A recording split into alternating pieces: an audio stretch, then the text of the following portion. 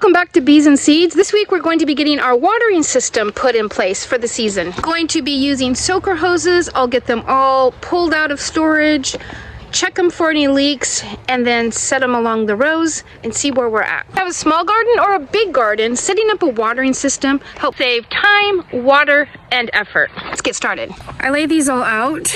Most of them I've had for several years, but through the years it'll end up that some of them will get leaks in them and they won't work any longer. So I lay them all out, hook them up and see if they work.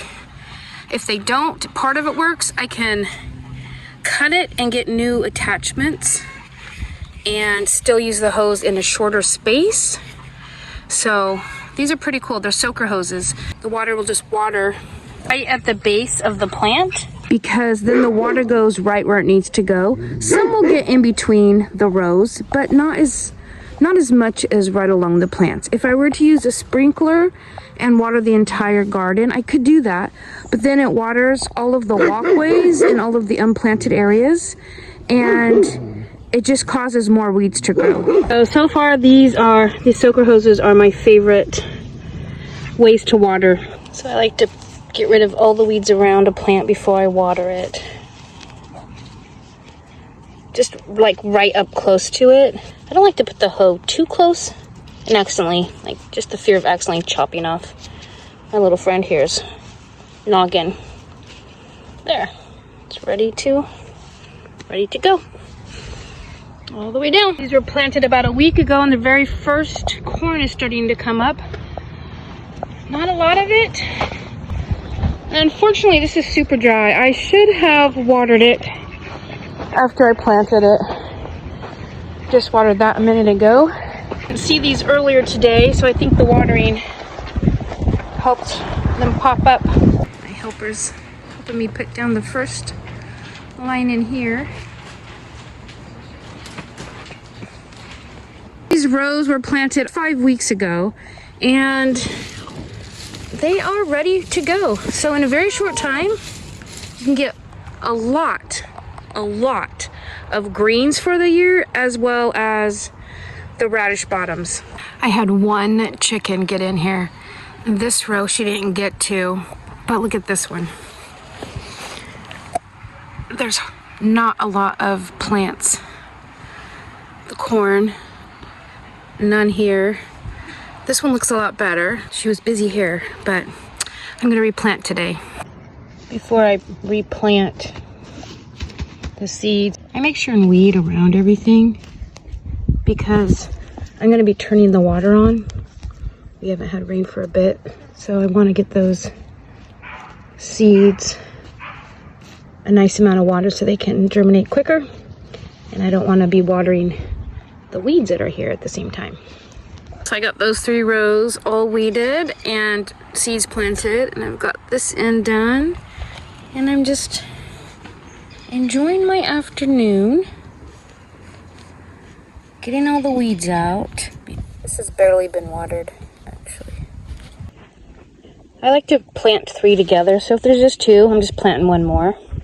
And it will mature later, and I'm just considering this lack of growth a blessing. When it comes time to harvest the corn, some of it will be ripe. Then in a couple weeks later, I'll have the ones I'm planting today ready. Actually, probably about 3 weeks later. I think these were planted about 3 weeks ago. So I'll have 2 rounds of corn to harvest, which will be amazing. Okay, so I can do 4 lines at a time because I've got this adapter here. For the week, I did get most of the hoses down and the watering is set up and working beautifully. But let me show you the difference it makes between watering and not watering. I don't know if on camera you can tell the difference between the rows that had water. This one had a hose, but there was a big leak in it. So this one actually hasn't been watered. But the rest, these have all been watered. These 2 have been watered, and this one has not been watered. There is a tiny bit of a difference in height of the plants between the ones that were watered and the 2 that were not watered. And unfortunately what happened here was this got flooded with this bad hose. I had set it up turned it on, got distracted with a chicken making a horrendous noise because the neighbor's dog came over and I had to go shoo it around. And by the time I turned around, there was a pool of water here.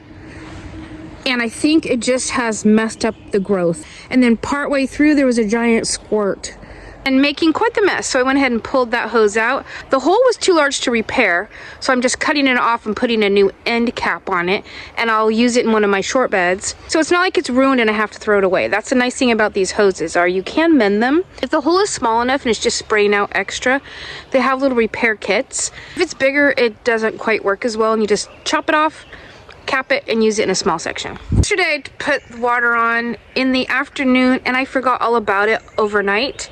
And even though it was on overnight, it didn't do a ton of damage. Let me show you what that looks like. Put these two hoses on, and yeah, they soaked out a large area, but there was no pooling of water. And then I had left these two hoses on.